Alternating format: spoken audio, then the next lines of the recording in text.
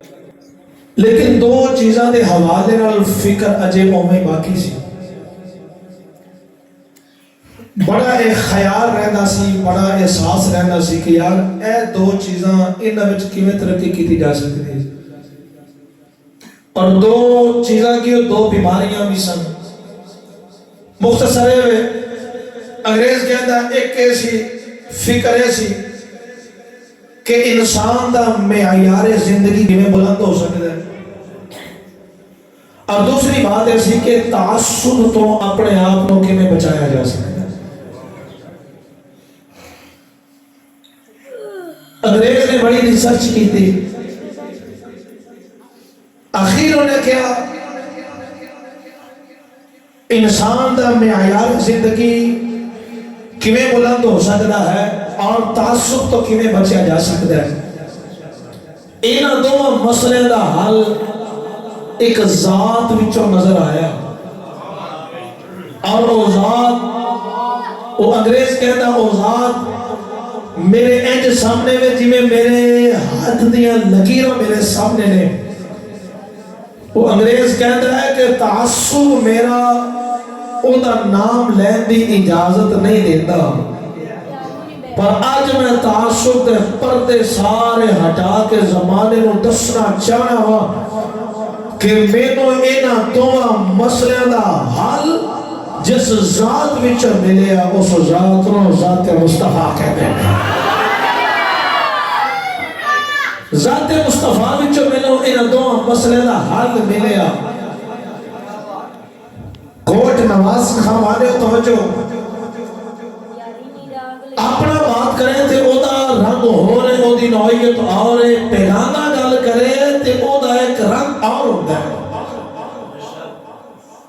انگریز غیر مسلم میں کہنے لگا انسانی زندگی کا معیار کیویں بلند ہو سکتا ہے. ایک مسئلہ، دوسرا مسئلہ تعصب تو کیویں اپنے آپ کو بچایا جا سکتا ہے. اے دا حل ذات مصطفیٰ وچ ملیا.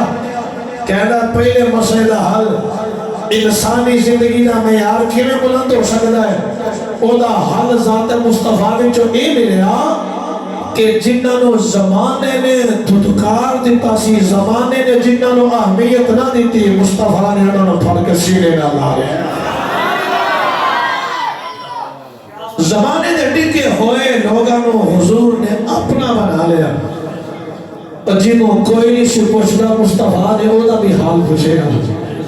جنہوں کوئی نہیں سی اپنا بنانا حضور نے انہوں بھی اپنا بنایا. اور اگر پاگل خاتون آ گئی جی دے نال گل کوئی نہیں سی کرتا، میرے کریم آقا نے انہی دھوپے کھلو کے گل سنی اور عمر پاک نے عرض کی دی سونیا ایدہ ذہنی توازن ٹھیک نہیں، پورے مدینہ پاک اندر ایدی گل کو نہیں سننا، تو آنو ایتا دھوپے کھڑا کر کے تانو گلنا سنا رہی ہے. میرے آقا نے مسکراتے فرمایا عمر ایدی کوئی بھی نہیں سنتا، جب میں بھی نہ سنا تے پھر کون سنے گا رہے گا. یعنی پہلے مسئلے دا حل اور حقیقت ہے جنہوں کوئی اہمیت زمانہ نہ دے دے انہوں جدوں کو اپنا بنا لیندہ ہے پھر معیار زندگی بلند ہو جاتا ہے. اور دوسرے مسئلے دا حل کہ انسان تعصب تو کیویں بچ سکتا ہے، وہ انگریز دا ایک اپنا تجزیہ ہے، اپنی تحقیق ہے. اور نے آکھیا حال اس طرح ملیا کہ مصطفیٰ نے اپنے سکے چاچے ابو لہب نو چھڑیا تے حبش تو آن والے بلال نو سینے لائے، فارس تو آن والے سلمان نو اپنا بنا لیا، روم تو آن والے صہیب نو اپنا بنا لیا. فرمایا ایدے وچوں سانو تعصب تو بچن دا راہ مل گیا. میں ہن ہولی جی گل کرنا چاہوں گا تے کوٹ نواز خان والے اور خان بابے ذرا اپنے علاقے دا ذوق تے میری چوری چھپاؤ نا اور دسو شاہ جی پہلی باری آئے ہو تو ہمیں ساڑھا ذوق محسوس ہو جاوے گا تو میں وہ ذوق سمیٹ کے لے کے جانا چاہنا ہوا. وہ بیگانے ہو کے کافر ہو کے وہ ایک گل کہتے مجبور ہو گئے نہیں اگر مسئلہ دا حل ملنا ہے تے ذات مصطفیٰ وچ ملنا ہے. بیگانے مان گئے نے پھر اندازہ تے ہو جانا چاہیے کہ اللہ نے ساڑھے آقا کو کتنا ہوا جہد